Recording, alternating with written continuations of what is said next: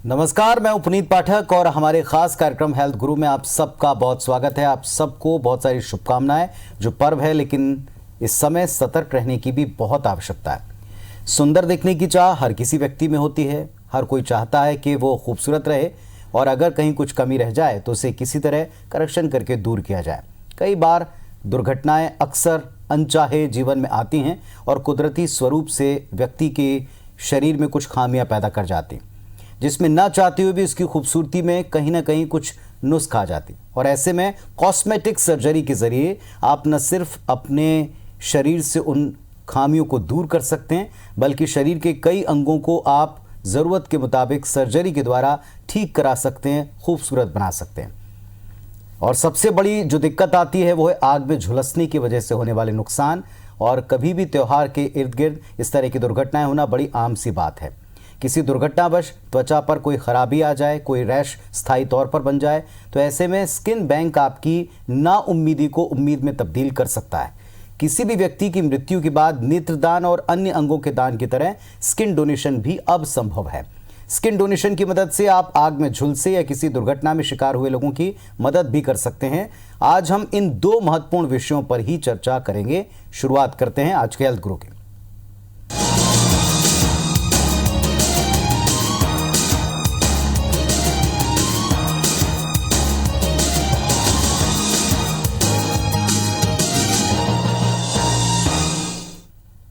और हेल्थ गुरु के हमारे इस स्पेशल कार्यक्रम में आज हमारे साथ मौजूद हैं एक expert, Kalra burn and plastic surgery centre के डायरेक्टर डॉक्टर सुनील कालड़ा साहब, जो कि प्लास्टिक सर्जन हैं और वर्षों का तजुर्बा रखते हैं इस सेक्टर में। लगातार लोगों की दिक्कतों को दूर करते आए हैं। डॉक्टर साहब नमस्कार, बहुत स्वागत है। दीपोत्सव पर आपको ढेर सारी हम शुभकामनाएं भी देते हैं। नमस्कार।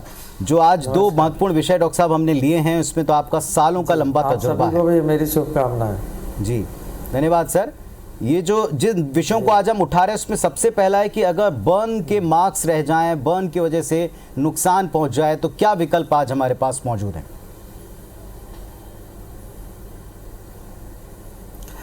देखिए, पहला विकल्प तो ये रहना चाहिए कि अगर कोई मरीज जल जाता है तो वो तुरंत अच्छा ट्रीटमेंट कराए, प्रॉपर ट्रीटमेंट कराए और डॉक्टर से मिलके कराए, प्रॉपर एक्सपर्ट से जी, जिससे कि क्या है कि ये दाग जो है ना कम से कम आए या ना आए।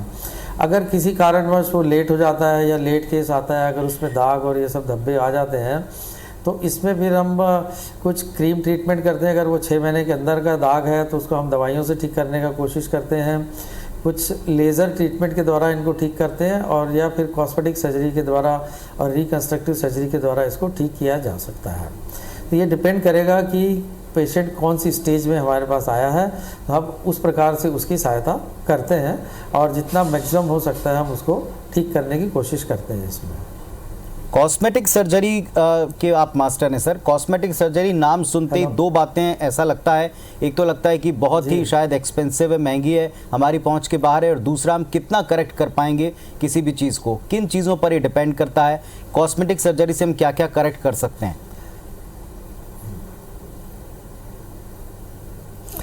देखिए, कॉस्मेटिक सर्जरी एज सच बहुत ही प्रचलन में है और इसमें लोगों की ये बहुत भ्रांतियां हैं। जैसे कि आप बोल रहे थे कि ये बहुत महंगी है, तो मैं आपको बता दूं कि विगत 30 सालों से मैं रायपुर में प्रैक्टिस कर रहा हूं और मेरा एक ही उद्देश्य था कि कॉस्मेटिक सर्जरी जो पहले एक लग्जरी समझी जाती थी या लोग सोचते थे कि जो फिल्म स्टार्स हैं और बहुत धनवान लोग हैं वही करवा सकते हैं, तो उस मिथ को तोड़ने के लिए मैंने 30 साल से यहाँ पर प्रैक्टिस कर रहा हूँ। और मेरी कोशिश रही है कि मिडिल क्लास, लोअर क्लास और लोअर मिडिल क्लास को भी ये सुविधा उपलब्ध रहे और उसमें मैं सक्सेस भी हुआ हूँ। पिछले 30 सालों में मैंने 50,000 से ज़्यादा कॉस्मेटिक सर्जरी की है अपने सेंटर में और हर वर्ग की है।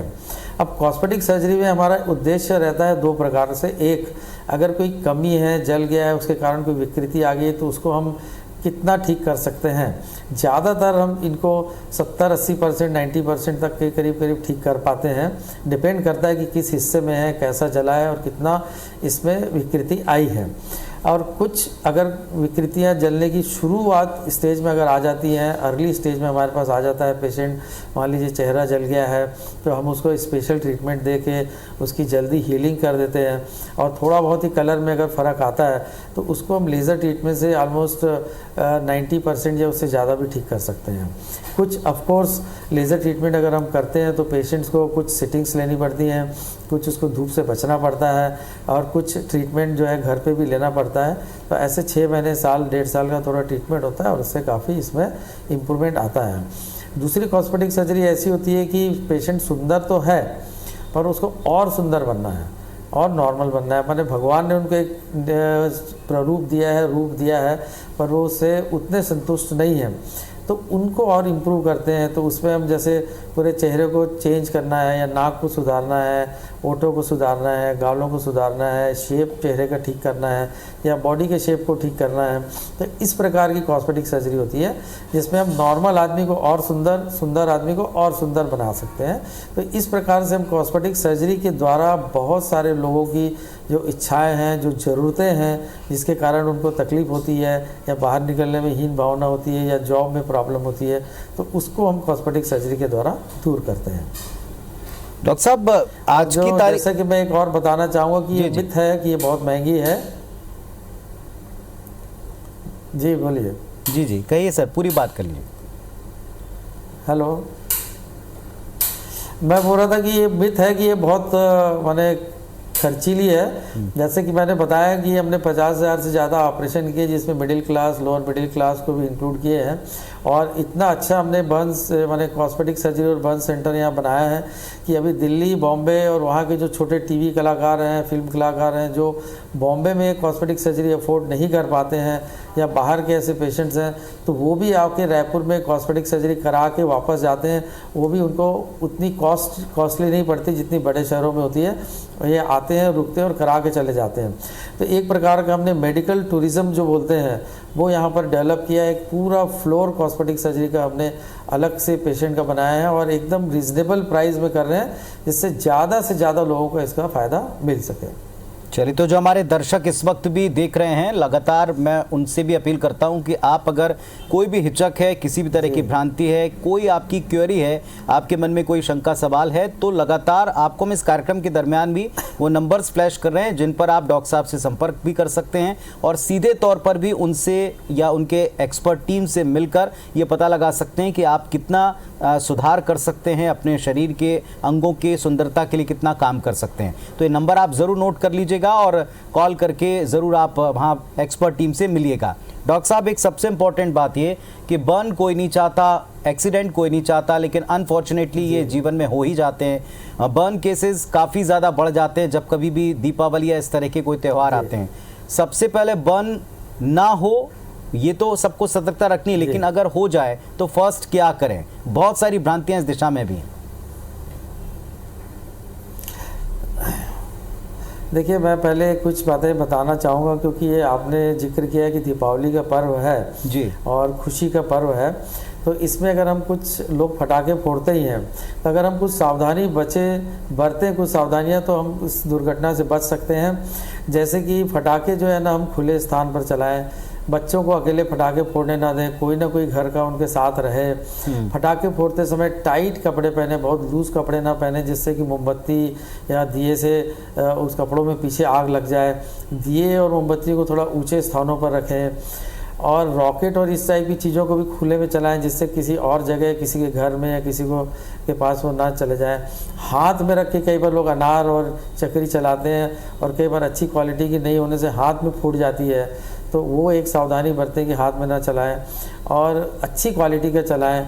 और ड्रिंक करके या कोई भी प्रकार का नशा करके पटाखे ना फोड़ें जिससे दुर्घटना हो जाए। और दूसरा क्या है कि दुर्घटना वाली जगहों पर बाल्टी की पानी रखना चाहिए, जिससे अगर कोई दुर्घटना होती है तो उसमें आग बुझाया जा सके या कोई अंग जलता है तो उसको उसमें पानी में डाला जा सके। तो अगर इन सब के बावजूद अगर दुर्घटना होती है तो उस जले हुए अंग को अपन पानी डाल सकते हैं, या हाथ या पैर है तो पानी की बाल्टी में या टब में उसको डुबा के रख सकते हैं, और इससे उनको तुरंत ही राहत मिलती है। और जितना हो सके आसपास में जहाँ पर भी जो सेंटर्स हैं जिसमें ये सुविधा उपलब्ध है, और वहाँ जाके इसका इलाज करना चाहिए। अब ये एक चीज़ मैं और महत्वपूर्ण बताना चाहूँगा कि दीपावली के 2 दिन ज़्यादातर हॉस्पिटल्स, डॉक्टर्स उपलब्ध नहीं रहते हैं, पर मैं विगत 30 सालों से काल्डा बर्न और plastic surgery centre Choubey colony और पचपेड़ी नाका में हम ऐसे जले हुए पेशेंट्स हैं, दुर्घटनाग्रस्त जो पेशेंट होते हैं दीपावली के समय, उनका निःशुल्क उपचार की सुविधा 2 दिन हम रखते हैं 24 घंटे हॉस्पिटल में। तो अगर किसी कारणवश दुर्घटना हो जाती है तो वो वहाँ आके इसका उपचार करा सकते हैं। और अगर दुर्घटना होती है, छोटी दुर्घटना है, तो तुरंत पानी डाल दें और एक सिल्वर सल्फेटाइन की क्रीम है वो लगा सकते हैं, और फिर जितनी जल्दी हो सके आप सेंटर में आके इलाज कराएं। अगर बहुत ज़्यादा आग लग रही है, कोई जल रहा है, तो आग लगी है तो दौड़े ना हो, दौड़ने से आग और बढ़ जाती है। या तो ज़मीन में लोट करके उसको बुझाएं, या कोई कंबल या ऐसी चीज़ डाल के आग बुझाई जाए, और जितनी जल्दी हो सके उस जले हुए हिस्से को एक साफ़ चादर या कपड़े में लपेट के और तुरंत हॉस्पिटल में भेजा जाए जहाँ पर इसकी सुविधा उपलब्ध है। और ऐसे जो बहुत ज़्यादा गंभीर मरीज होते हैं, इनको बर्न आईसीयू में एडमिट करना पड़ता है, और ये आईसीयू एक स्पेशल प्रकार का होता है, सुपर बर्न आईसीयू बोलते हैं, जिसमें सेपरेट क्यूबिकल होते हैं, 0 बैक्टीरिया सिस्टम होता है, लैमिनर फ्लो और हेपा फिल्टर, जिससे कि हर समय नई एयर एक्सचेंज होते रहती है, और मॉनिटर्स, डॉक्टर्स और सेपरेट रहते हैं एक पेशेंट्स के लिए। तो इस प्रकार की जो सुविधाएं हैं, उस प्रकार के आईसीयू में रखने से फिर हम मरीजों को आगे चल के बचाया जा सकता है। तो ये एक तो सावधानी, और ये इनके उपचार, प्राथमिक उपचार ऐसे करने चाहिए। और एक चीज़ बताना चाहूँगा कि घरों में हमने देखा है कि कई बार लोग शाही लगा देते हैं, गांव में गोबर लगा देते हैं, या पेस्ट लगा देते हैं, तो इससे जो है ना जले हुए हिस्से को और नुकसान होता है। तो कृपया करके ऐसा ना करें, पानी डालना ही बेहतर है, पानी से कोई नुकसान नहीं होता है, ये सब लोगों को समझना बहुत ज़रूरी है। चलिए, तो ये एक्सपर्ट डॉक्टर के कमेंट्स आप ज़रूर ध्यान रखिएगा। और ये सबसे बड़ी बात है कि जब सब कुछ आपको बंद रहता है तो 2 दिन तक न केवल आपके लिए एक ऐसा वेल इक्विप्ड सेंटर मौजूद है, बल्कि यहाँ एक्सपर्ट की पूरी टीम आपको इलाज देने के लिए, निःशुल्क इलाज देने के लिए भी तैयार बैठी हुई है। आप इनसे संपर्क कर सकते हैं। और एक एक बात का सावधानी से ख्याल रखें, सब लोगों तक पहुँचाएँ। फिर याद दिलाऊँगा, नंबर आप ज़रूर जो अभी टीवी स्क्रीन पर फ्लैश हो रहे हैं उनको सेव करके रखिए, ये बहुत काम की बात है। और स्किन डोनेशन को लेकर भी हम डॉक्टर साहब से थोड़ी बात करेंगे, इनसे हम बहुत काम की जानकारी आपके साथ में साझा करें। डॉक्टर साहब, ग्राफ्टिंग में स्किन की आवश्यकता पड़ती है और कैसे लोग स्किन डोनेट कर सकते हैं, ये कितना काम का होता है, इसको लेकर भी बहुत सारी भ्रांतियों से आप डील करते होंगे, बताएं थोड़ा इस बारे में। जी देखिए, स्किन बैंक जो है ना, एक ये नया कंसेप्ट है, और मैं पिछले 5 सालों से स्किन बैंक प्राइवेट में रायपुर में चला रहा हूँ, जो पूरे इंडिया में अपने आप का एक पहला प्राइवेट बैंक है। तो इसमें हम लोगों को अवेयर करना चाहते हैं कि ये जो स्किन है, ये हम जो बहुत गंभीर मरीज जो जल के आते हैं और जिनकी जान बचाने का बहुत ज़रूरी होता है, तो उनके उपयोग में आती है। ये टेम्परेरी काम करती है उनकी जान को बचाने के लिए। इसका कॉस्मेटिक सर्जरी में उपयोग जो है वो नहीं के बराबर है, मेनली इनका बर्न केसेस में जान बचाने के लिए होता है। और ये एक बहुत ही सिंपल टेक्निक होती है, जिसमें पेशेंट की अगर हॉस्पिटल में डेथ होती है या घर में भी होती है तो घर से भी लेके आया जा सकता है। और एक चीज़ बताना चाहूँगा कि इसमें गवर्नमेंट के बहुत ज़्यादा कोई रूल्स रेगुलेशन नहीं होते हैं, क्योंकि ये स्कीम जो है टेम्परेरी काम में आती है। और कोई भी घर का आदमी अगर एक कंसेंट देता है, एक डेथ सर्टिफिकेट होता है, और अगर उनके घर वाले रेडी हैं तो हमारी एक टीम है जो उनके घर से जा कर के स्किन लेके आती है। और ये बहुत सिंपल है कि इसमें हम जांग और लेग, पैरों के पीछे की तरफ से और पीठ की तरफ से स्किन को निकालते हैं। जैसे कि आलू का छिलका अपन छिलते हैं, वैसे ही स्किन को निकालते हैं और उसमें बैंडेज कर देते हैं। किसी भी प्रकार की दिखने में खराबी नहीं होती है, एक बूंद भी खून नहीं आता है उसमें, और सिंपल बैंडेज होती है।